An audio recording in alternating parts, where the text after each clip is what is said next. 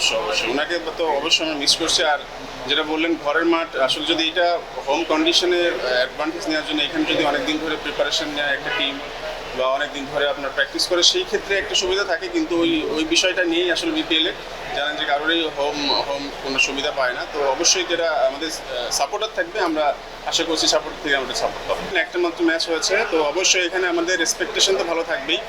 ভালো দিক যে আমরা হোমে খেলছি, যদিও হোম বলতে কিছু নেই বিপিএলে, তারপরেও আমাদের প্রিপারেশনটা ভালো ছিল, মানে আমরা বেশ কিছুদিন আগে এসেছি। তো সেই দিক দিয়ে হ্যাঁ, হোমের ক্রাউডের একটা সাপোর্ট থাকবে। হোপফুলি আমরা মানে যে কাজটা আমাদের করা দরকার, প্লেয়ারদের রাইট জায়গায় রাইট ডেলিভারিটা দেওয়া উচিত।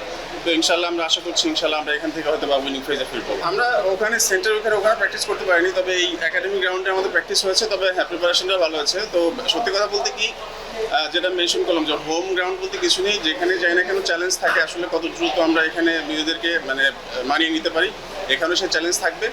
আইডিয়া আছে আমাদের কেমন উইকেট হতে পারে, তবে আবারও একই কথা বলছি যে অবশ্যই সেটা এক্সিকিউট করতে হবে, যে আসলে মানে টিমের কি প্ল্যান আছে এবং পার্টিকুলার প্লেয়ার আসলে কি করতে পারে। সবসময় এই মেসেজটাই থাকে যে নিজের ন্যাশনাল ক্রিকেট খেলা এবং অ্যাট দ্য সেম টাইম নিজের জায়গা থেকে বেস্ট দেওয়া।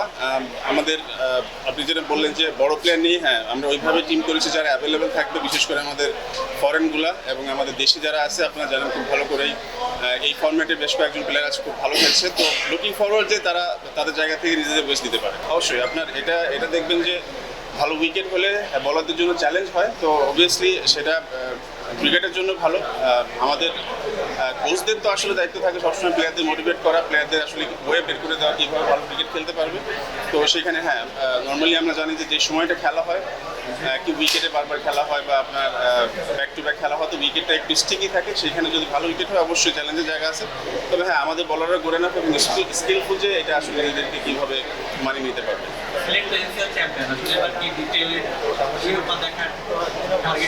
ইনশাআল্লাহ শিরোপা স্টিল লং ওয়ে। আমরা একটা ম্যাচ খেলেছি, তো আমরা ম্যাচ বাই ম্যাচ যাবো আসলে কীভাবে আমরা আমাদের সেরাটা দিতে পারি। আর সিজনের শেষের দিকে আসলে জানা যাবে। অবশ্য লক্ষ্য তো থাকবে যে ভালো একটা রেজাল্ট।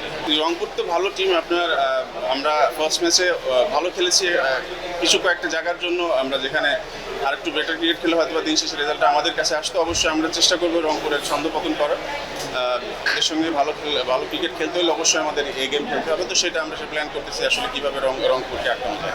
দেখেন, আমরা যেটা বললাম যে একই ধরনের প্রশ্ন আমি উত্তর দিলাম যে আসলে ম্যাচ বাই ম্যাচ যেতে চাই। আমাদের দেখবেন যে এখানে লোকাল যারা আছে, এটা একটা প্রত্যেকটা টিমের উপরে কিন্তু আপনার লোকাল প্লেয়ারদের উপর অনেক কিছু ডিপেন্ড করে, কারণ ফরেনাররা কিন্তু যাওয়া আসার মধ্যে থাকে। তো আমাদের একটা দিক ভালো যে আমাদের ফরেনগুলো থাকবে।